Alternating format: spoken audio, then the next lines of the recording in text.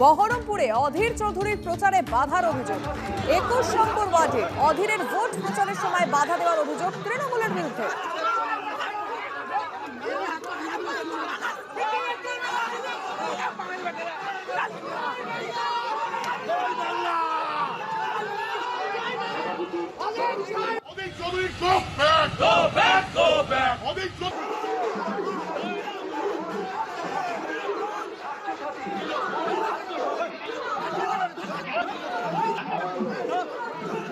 আমাদের রিপোর্টারের সাথে কথা বলবো। কৌশিক এই মুহূর্তে রয়েছেন টেলিফোন লাইনে। কৌশিক, যে ছবিটা দেখতে পাচ্ছি একেবারে অধীর চৌধুরীর সামনেই এক ধাক্কাধাক্কি উত্তপ্ত পরিস্থিতি হয়ে ওঠে, কি হয়েছিল? দেখো, যে ঘটনাটি ঘটেছে, অধীর চৌধুরী সকাল সকাল কিন্তু ভোটের প্রচারে বেরিয়েছিলেন। সেই সময় কিন্তু এই ঘটনা ঘটে।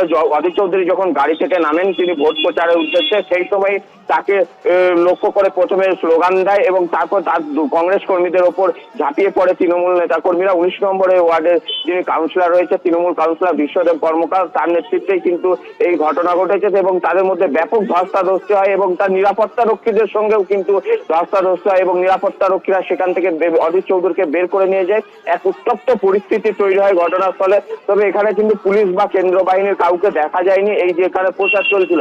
এবং সেই ঘটনার পর সেখান থেকে যে অধীর চৌধুরীর ব্যক্তিগত যে নিরাপত্তা রক্ষীরা ছিলেন, সেই নিরাপত্তা রক্ষীরা সেখান থেকে অধীর চৌধুরীকে বের করে নিয়ে আসেন এবং এরপর মিছিল পুনরায় আবার বিভিন্ন এলাকায়, বহরমপুরের যে বাগড়েচার গলি এবং ইন্দ্রপ্রস্থ এলাকায় দিয়ে সেই মিছিল গিয়ে পৌঁছায় ইন্দ্রপ্রস্থ লিপিকা গার্লস হাই স্কুলের কাছে।